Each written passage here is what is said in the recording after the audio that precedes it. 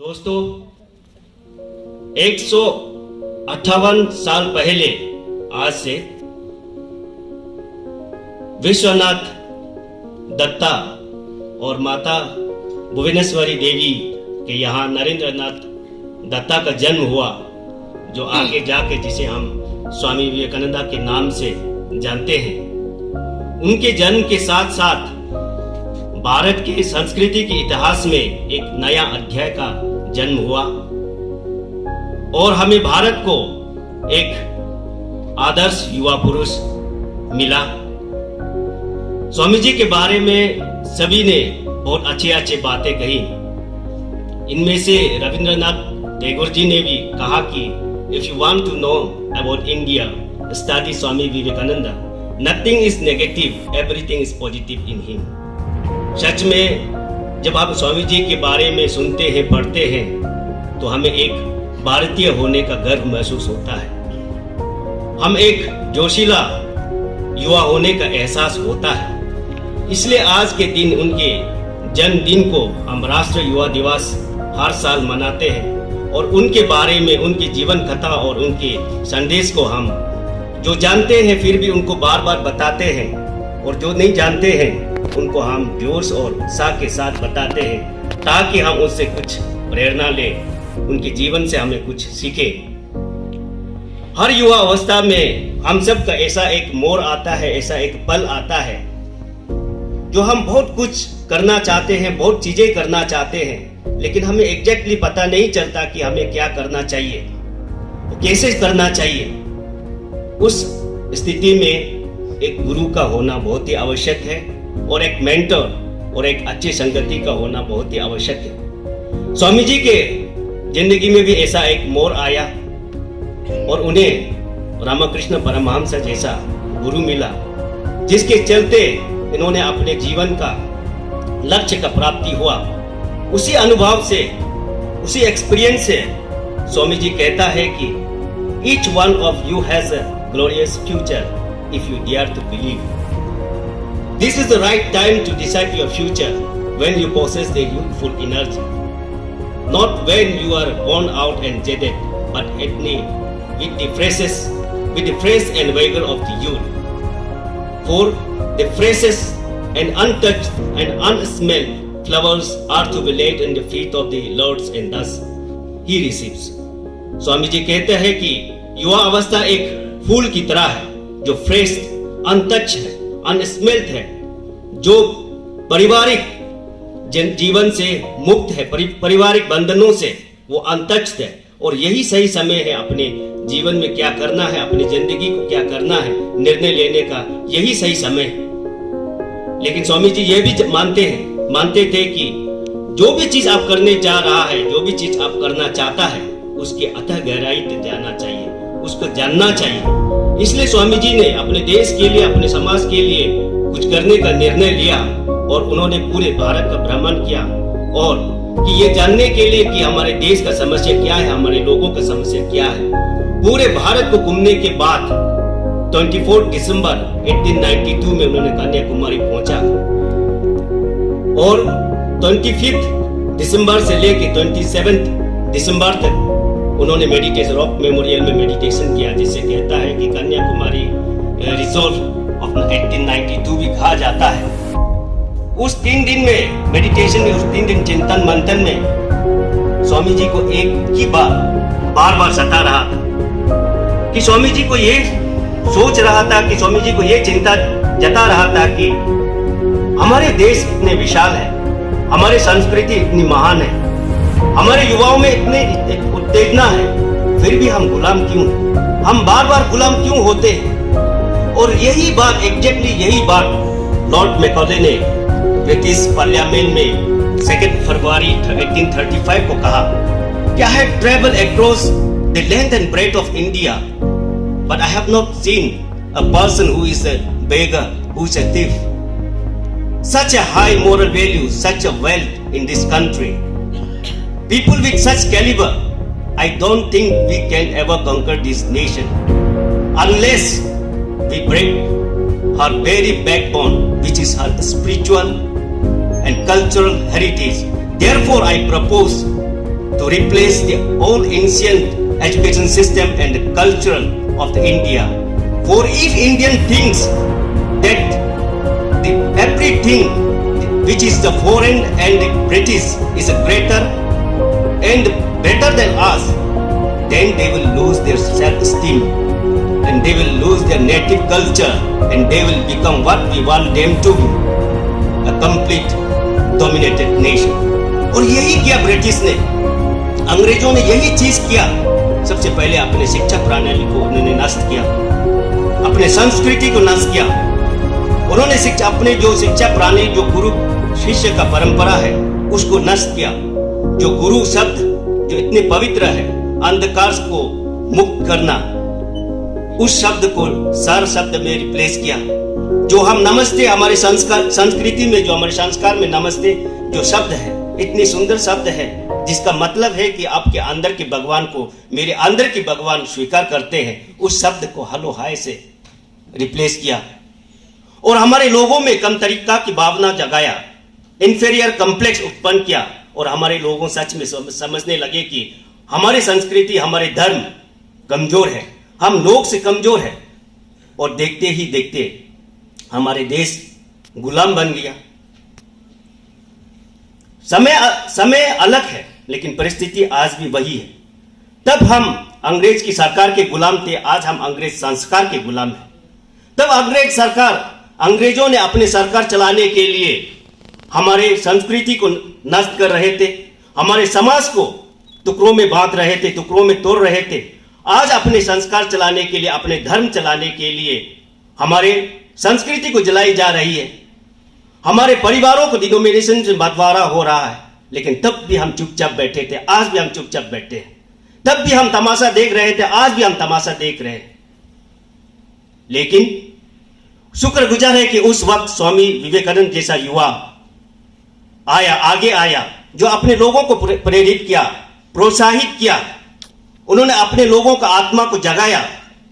कहा, उस समय में स्वामी जी ने कहा, country once are the muscles of iron, nerves of steel, with a gigantic will which cannot be resisted by anything, which will penetrate the mysteries and secrets of the universe and will accomplish the purpose in any fashion, even if it means to going down to the bottom of the ocean and facing the death with face to face. इस तरह का उत्तेजना भावनाओं से उन्हें जगाया। Arise, awake, stop not till the goal is reached. My faith is in younger generation, the modern generation. Out of them will come my worker, and they will solve all the problem like a lion.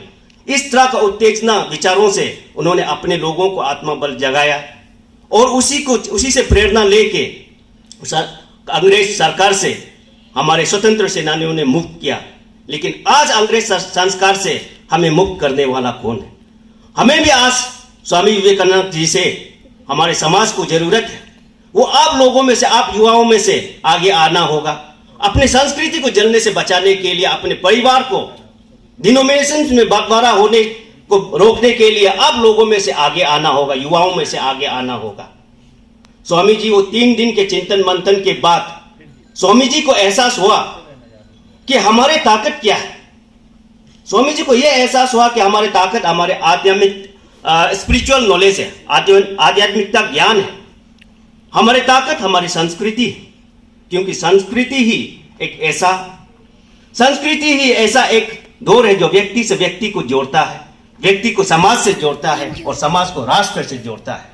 इसलिए उन्होंने चाहा कि हमारी संस्कृति का महानता को, हमारे आध्यात्मिक ज्ञान के महानता को हमारे देश और दुनिया को बताना है, उन्हें दिखाना है हमारी कितनी संस्कृति कितनी महान है, स्पिरिचुअल नॉलेज हमारी कितनी डेप्थ है।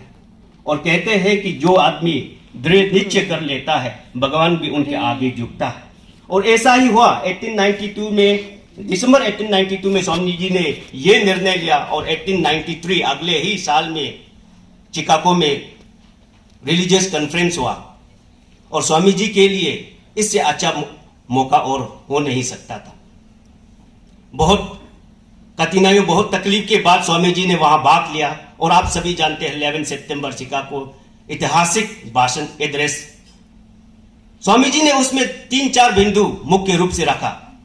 स्वामी जी ने कहा कि भारत ऐसा देश है जिस देश का ऋषि मुनि सबसे प्राचीन है, ऐसा ऋषि मुनि जिसके ज्ञान ईश्वर जैसा, ईश्वर जैसे ऋषि मुनि जैसा, जैसे जो ऋषि मुनि है उसके ज्ञान जो है वो स्वयं ही ईश्वर के रूप है। वाल्मीकि जैसा ऋषि जिन्होंने रामायण का रचना की, विश्वामित्र और ऋषि वशिष्ठ जैसा जिन्होंने स्वयं भगवान राम को शिक्षा प्रदान किया, वेद व्यास जैसा ऋषि जिन्होंने महाभारत का रचना किया, संदीपनी जैसा ऋषि जिन्होंने स्वयं श्री कृष्ण को गीता का ज्ञान दिया। हम ऐसे पूर्वज के वंशज हैं, हमारे कैसे आध्यात्मिकता का ज्ञान कैसे कम हो सकता है, स्पिरिचुअल नॉलेज हम में कैसे कमी हो सकता है। इस तरह का आत्मा बल जगाया स्वामी जी ने। और स्वामी जी ने कहा कि जो हिंदू धर्म है यानी सनातन धर्म, जो ये है mother of all the religion, ये नहीं कहता कि ये सर्वश्रेष्ठ है, ऐसा नहीं, ये हर धर्म के आधार है। हर धर्म का आधार इसलिए कि क्योंकि आपको हर धर्म के ग्रंथों में आपको गीता का ज्ञान मिलेगा, हर धर्म के ग्रंथों में आपको वेदों का ज्ञान मिलेगा, उपनिषद का ज्ञान मिलेगा, इसलिए यह हर धर्म का आधार है। और स्वामी जी कहता है कि हमारे लिए धर्म कोई व्यक्ति नहीं है, कोई वस्तु नहीं है। Religion is the way of life. हमारे लिए कर्म ही धर्म है।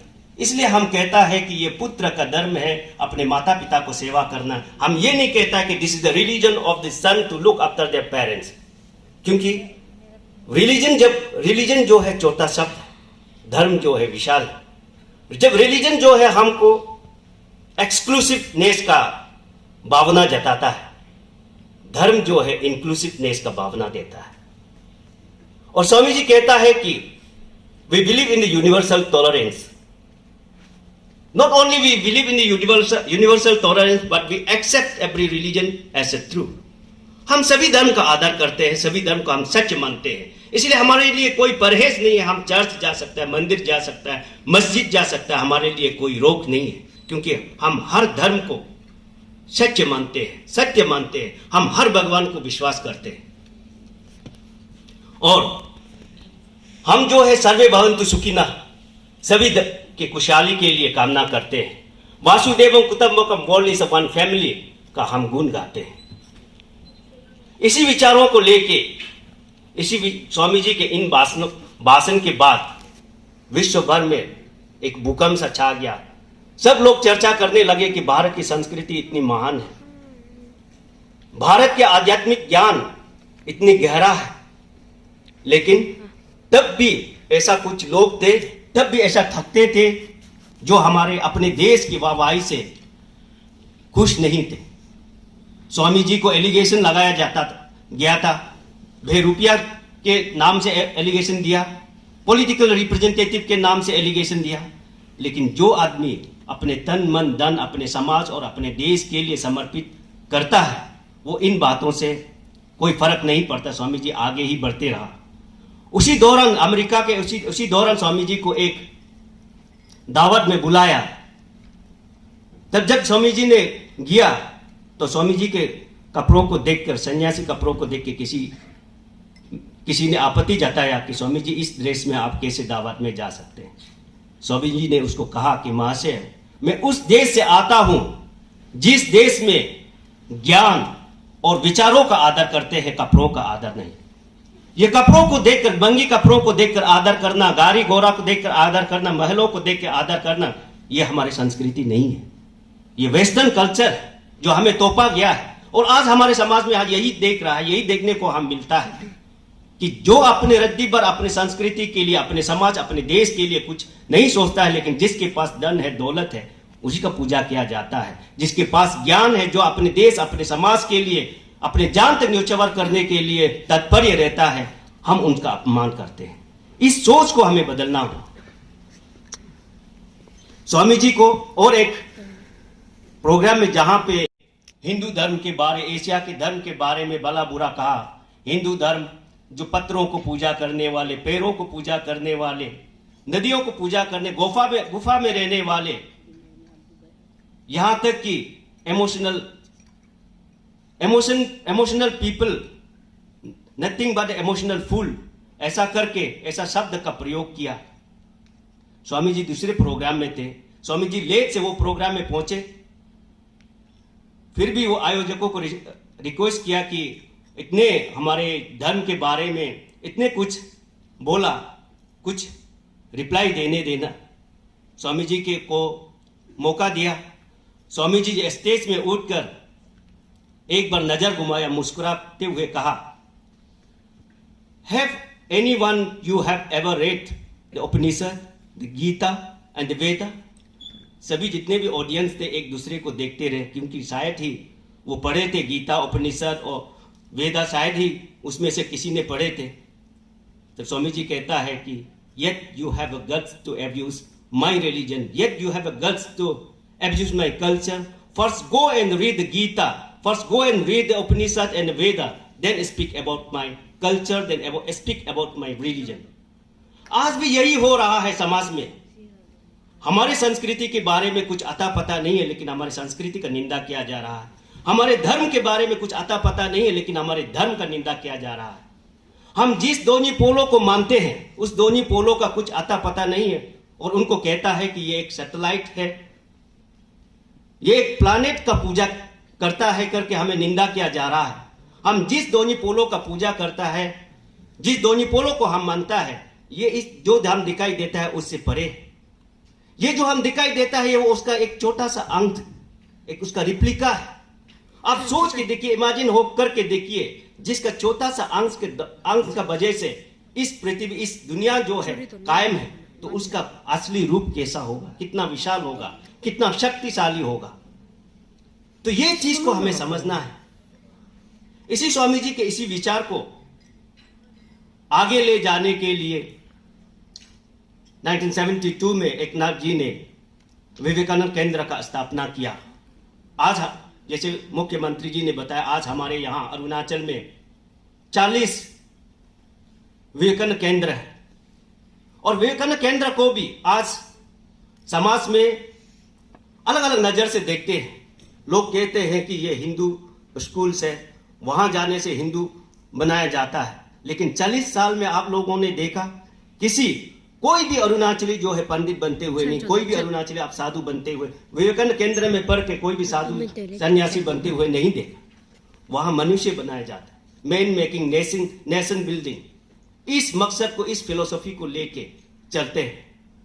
इसलिए हम सभी जितने भी हमारे अरुणाचल के जितने भी युवा, वो आगे आना होगा, अपने स्वामी जी के जैसे अपने लोगों को यह जताना होगा कि हमारी संस्कृति किसी से कमी नहीं है, हमारे कल्चर किसी से कम नहीं है, किसी से सर्वश्रेष्ठ नहीं है, लेकिन किसी से कम नहीं है। उसके आत्मा बल को जगाना होगा, क्योंकि वो संस्कृति ही एक ऐसा ताकत है जो हमको एक जोड़ के रख सकता है, समाज को जोड़ के रख सकता है, जो हमको आत्मशक्ति दे सकता है। स्वामी जी कहता है कि youth must be mentally alert, physically fit and socially responsible.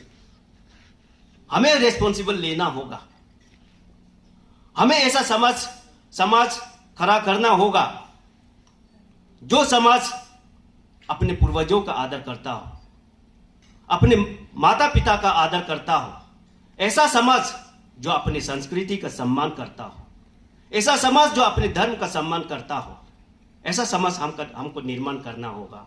तो आइए आज के इस शुभ अवसर पर हम सब निश्चय करते हैं कि हम स्वामी जी के मार्ग पर चले, स्वामी जी के जीवन कथा से हम कुछ प्रेरणा लें, और हम भी हमारे जीवन में, हमारी जिंदगी में दूसरों के लिए कुछ करने का सीखे। स्वामी जी कहते हैं कि they alone live who live for other, rest are more dead than a life. जीना वही जिंदगी है जो दूसरों के लिए जीता है। ऐसा जीना भी क्या, जब आप मरता है तो आपका आस पड़ोस तक पता नहीं चलता आप कब गुजर गया। जीना तो ऐसा जीना है, आपके चले जाने के बाद भी आपके विचार को, आपके कर्मों का चर्चा करें, चर्चा ही नहीं, आपसे प्रेरणा ले। जैसे हम स्वामी जी के इतने साल गुजर जाने के बाद भी, 158 साल गुजर जाने के बाद, उसी होश जोश और उत्साह से हम उनकी बातों को आज भी याद करते हैं। तो आइए आज के दिन हम ये निर्णय ले कि हम कुछ ना कुछ उनसे सीखें, और यही प्रार्थना और यही आशा के साथ मैं अपने शब्द को यही समाप्त करता हूँ। भारत माता की, भारत माता की। Thank you very much. Thank you.